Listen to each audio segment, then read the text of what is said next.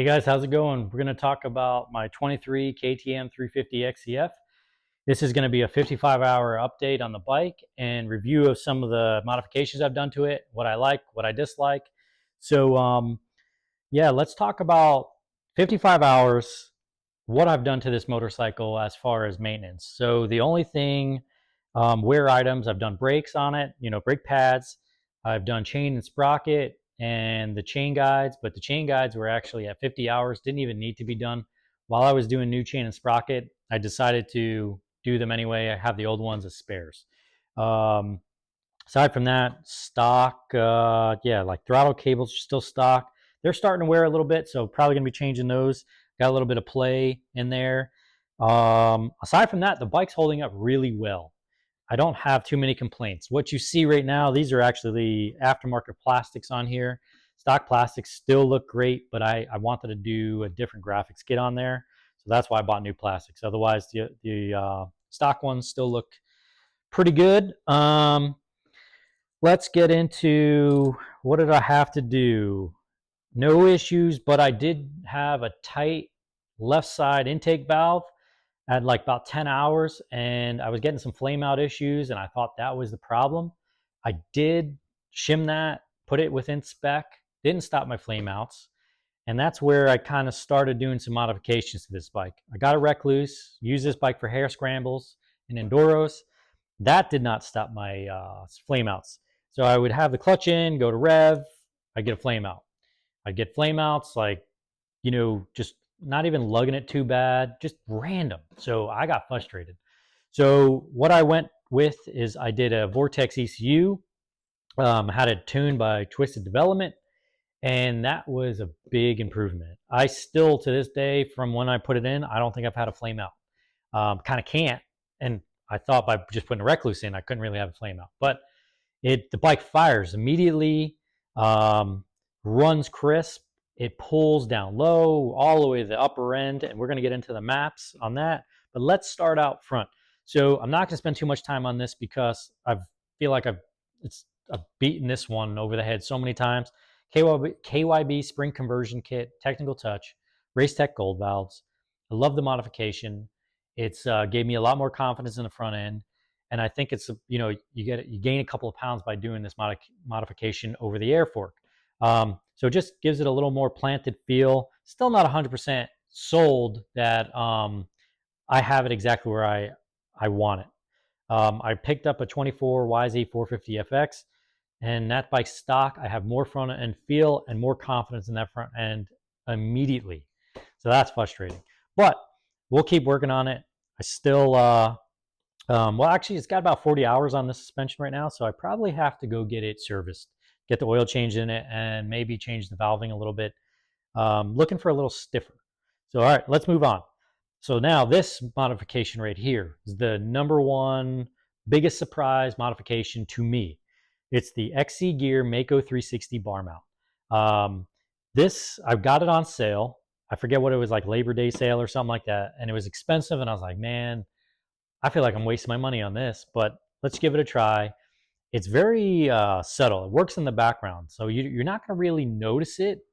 Maybe if you went back to back, you'd notice it from a bike with and without. But I'm going to say that's a good thing because it works so subtly that when I change bikes now with bikes that don't have this, it hurts. It feels jarring. This soaks up so much. It's amazing. Like the Yamaha. I just rode that not yesterday, but last week for just about an hour in pretty rough conditions, pretty similar to what I race in. And the next day, my wrists and my shoulders hurt. So that was surprising. So that, I give it 2 thumbs up. That is well worth its weight in gold. I mean, if you can get it on sale, I'd definitely consider one, especially if you have wrist or shoulder problems, probably even more so. We'll move on. I got a Guts Racing Velcro seat on here instead of the staple on. You still use some staples, but man, this Guts seat, it's like Velcro for your ass. Wherever you place it and you're stuck like glue. I like it. Tried a couple other ones. They didn't work as well as this one. Under the seat, we got a Vortex ECU tuned by Twisted Development. And this is probably the modification that just, for me, made me going from loving this bike to being like over the moon. It runs so good. It makes such broad power from low end torque to top end. It's not going to be a 450 down low. Let's not get crazy, but you can lug this bike pretty well. And you get 10 maps. You get to use your stock map switch. You get to retain traction control. You gain on the 23 XC models. You gain quick shift because that was not enabled on this bike stock. And I primarily use 4 maps. So let's get started with that. Number 1, your white map is now your standard, most horsepower, best map on the dyno for this twisted development map. So you can't change that. That's always your number 1 map. Okay. So that map, no complaints. It makes tons of power everywhere. We have a torque map, which, yes, will give you a little more torque. We're going to get into that, but let's stick on map 1. So map 1, the only thing I'll say is the 4 maps that I use, there's 2 of them that actually they reduce the ignition advance. So it's a -3 and a -2.5 degrees. So those 2 maps I use to kind of like take baby steps to using map 1, because the bottom of those 2 maps is just softer. Yeah, it's a 4-stroke, still has that immediate torque, but it's just a little bit of a softer delivery for you, okay? So the fun part about those 2 maps, especially the -3 degree, that map is exciting because it's softer on the bottom. You get used to that power. And then when you come to like an open field or something and you crack that throttle and you get on it, man, the top end pull, it's like a light switch. It's almost like, you remember Honda's VTEC? That's what it's like. And it really gives you like a freaking thrust of power, and it's fun. So I primarily use that -3 map and map 1 during my races. So if I get tired, I'll go switch back down to use that little bit of a softer map. But I think my last race, I primarily used that map 1. It's fantastic. The 4th map, let's talk about that. So the 4th map is a torque map. And just yesterday, I played with this map. I did about 20 miles on this bike, and I played with it because I couldn't really feel big of a difference between map 1 and this torque map. And I said, well, it's got to be a reason he calls it the torque map. And I think what was happening was it was delivering that instantaneous torque, but I was spinning the rear tire so much I couldn't feel it. So then what I did is I threw on traction control and I went back and forth between these 2 maps. And that's where it was like someone flicked on the light switch. Once you use traction control with the torque map, if you remember, I did a video of the stock mapping on this bike. What was my lap times? Like, what was faster? Green map, white map, green map, then do the same with traction control. And torque map traction control gives you this thrust, this immediate hit, like just cracking a throttle. It just like gives you this rush of power. So I can see using that in enduros, like, some tight, twisty areas. It's not too technical, but yeah. So I finally found the use for that map. So those are the 4 maps I use. There's a couple of high elevation maps. So if I go up north and go higher elevation, I can utilize those maps. And it also comes with a launch map, but I haven't used that. I haven't played with that. So that's the Vortex ECU, and man, this bike loves to just be in the mid and upper range. It lugs fine, but it's truly happy when it's revving out a little bit, and that's where the magic of this motor. You get on some twisty, flowing trails. Oh, it's so good. Where let's compare it to 250s. We know they love to just be wrung out. They're very happy up there. 450s not so much, right? So 450. Let's compare this directly to the 450 FX. That bike has tons of torque, right? So torque is what you feel all the time when you're driving cars, bikes. Like, that's what makes things feel fast, right? Horsepower, you feel more up top. But so the torque of the 450 is great, right? But I feel like it's going to wear you out. Where this doesn't have that torque. Even with when I'm saying that torque map with traction control, it's not 450 level. I don't think, if you're really trying to get 450 torque out of this, I don't think it's going to be possible unless you're going to open the motor up and do some crazy work. It's just not. It's different. Okay. Um, so this bike shines just ridden mid to upper range. It's so much fun, and it's tuned so well now with this Vortex ECU that man, it just puts a smile on my face. This bike, I believe 350. It's a magical spot. I wish more manufacturers would make 350s, especially Yamaha, because I'll be honest, Yamaha is probably my second favorite brand right now. And if they made a 350, I'd buy one so fast. Um, so let's move on to the Recluse. Well, we can touch on the FMF real quick. I just bought this hex slip-on just for the spark arrestor for doing enduros and riding in the forest. So that's all that I got that for. I didn't notice much of a difference, but I also had it installed immediately with the Vortex, and I had it tuned for that pipe. So yeah, I didn't really notice a big difference there. Let's move down to the Recluse, the EXP 4.0. This one is kind of a love and hate. It's probably the only modification I'm not sure if I do again, only because I feel like I'm losing a little bit of my, clutch skill.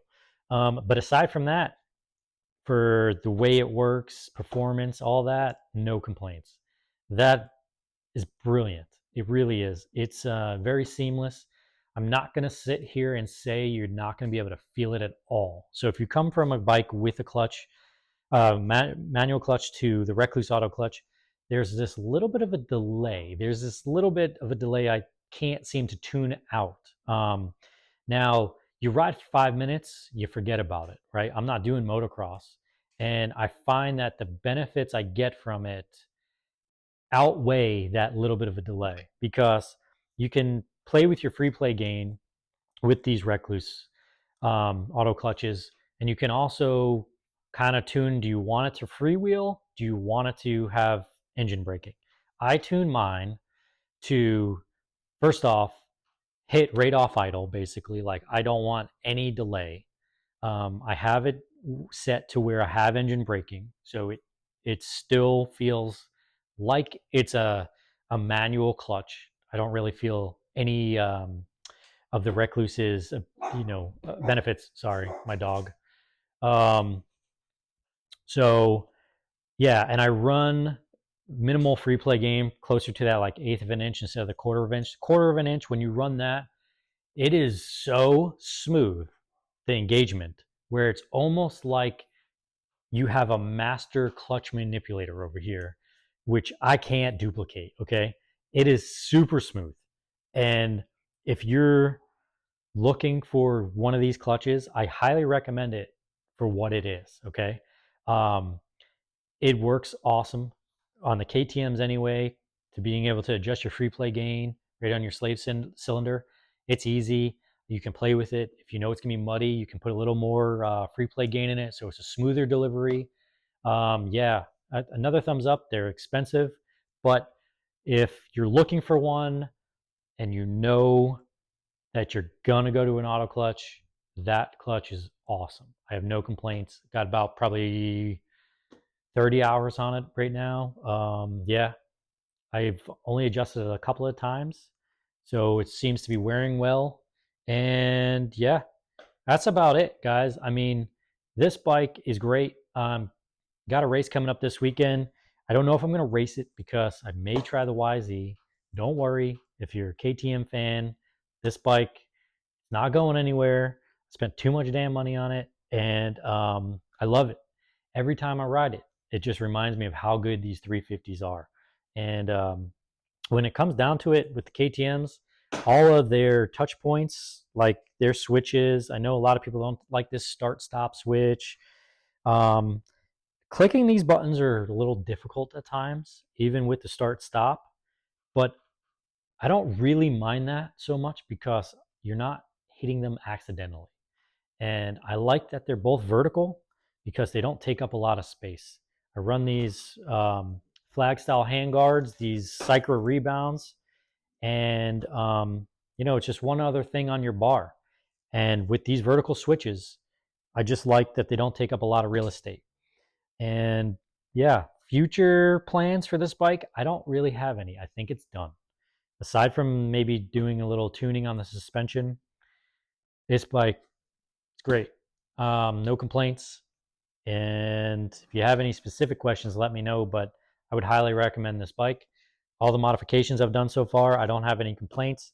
I'm not the guy who's going to sit here and say something's awesome because I spent my money on it. I'd tell you if I didn't like something. Yeah. But anyway, thanks for watching. If you stuck around this long, consider subscribing. And I'll see you in the next video. Thanks.